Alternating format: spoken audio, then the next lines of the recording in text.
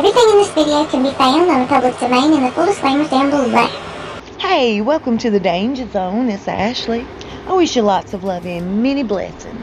And a very special thank you to Peter and Connie, Never Lose Hope, Jay and Phil, and Nick. I appreciate y'all so much. One of Megan's ex-husbands stepped out recently and started talking about how he really felt sorry for Harry. He knows exactly what he's going through. There's no pleasing Megan. He did everything in his power, bending over backwards, trying to connect her with the right people, just to make her happy. Every day was walking on eggshells. You never knew exactly what kind of mood she'd be in.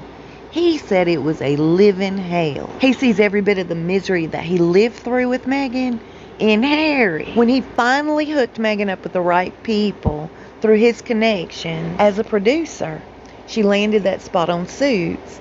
He couldn't brag on her enough. He was so proud of her. Like I said, it was through his connections that she landed that part on Suits.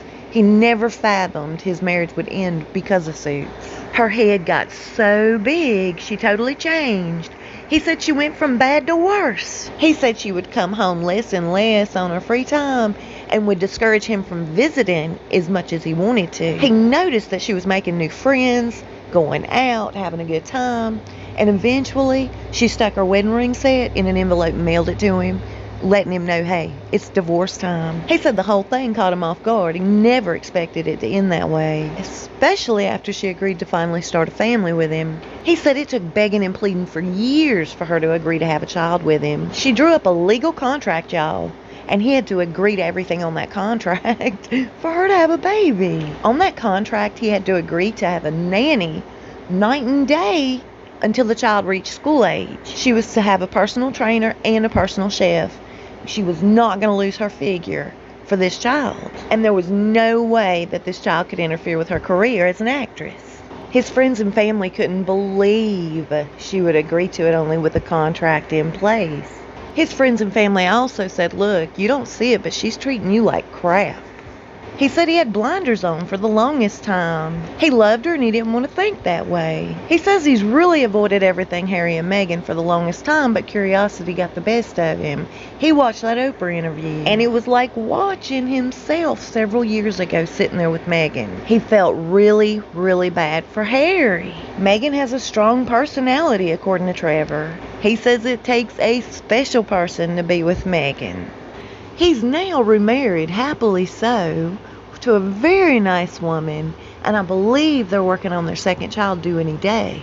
He says his wife doesn't treat him like poo on her shoe the way Meghan treated him. He's very happy and content. He said he hopes that Harry is as happy in his marriage as Trevor is in his. And speaking of happy, y'all, I don't think Princess Anne is too thrilled these days. Listen to this. She and Prince William have had their fill of Harry and Meghan, and this unveiling of the statue, the way he acted, really was icing on the cake for her.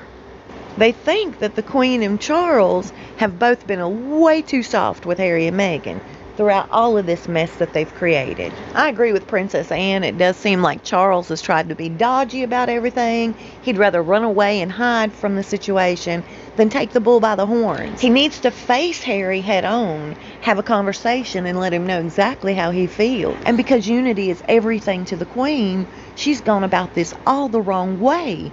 She needs to put her foot down once and for all with Harry and Meghan. Princess Anne said before she starts throwing out invites, they all need to come together and discuss what's happened in the past and how they're going to behave going forward in the future. She and William think that's the only way any of this is going to be settled, and that they can be together for events such as the Platinum Jubilee or the next Diana Memorial celebration. It's so sad when you see a couple of siblings that loved each other growing up, and then it takes one rotten spouse to wreck the entire relationship. Trust me when I tell you I live that.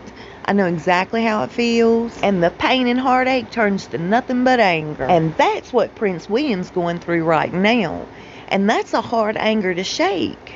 Anne and William have decided there needs to be some strong boundaries set before Harry and Meghan return anytime soon.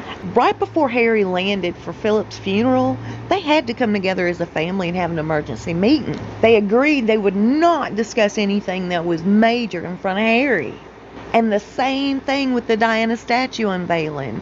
They agreed not to say a thing in front of Harry. Anne and William both are put out by Harry's lack of loyalty. Anne and William have also already gone to the Queen and spoke with Charles about what's going to happen going forward. They've already got this plan in place, and they've said, look, we're handling this from now on. Do not step in. Letting the Queen and Charles both know, hey, you guys have handled this all the wrong way. They're going to have to know their behavior is unacceptable, and we're not putting up with it anymore. You know, Harry and Meghan are already in a bad way, allegedly. Nothing seems to be lining up the way that they thought it would. Just like their Archwell trademark. It's up in the air right now due to their sloppy paperwork. Losing that Archwell trademark is losing a lot of money that they don't have. They're not raking in the donations for Archwell the way they just knew they would. Everybody has lost interest as far as Netflix is concerned. They can't even pull together a podcast for Spotify.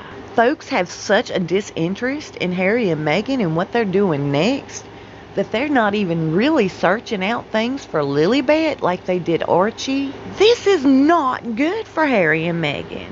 They need the royal family. The royal family don't need Harry and Meghan. So they might want to do some changing and start listening to whatever it is Anne and William are going to tell them. Their goose is cooked otherwise because they're burning bridges left and right in Hollywood. Nobody wants to deal with them. I thank you for being here with me, and I hope you're having a great day today. I'll see you soon, and we'll talk fast. Y'all stay safe and be blessed.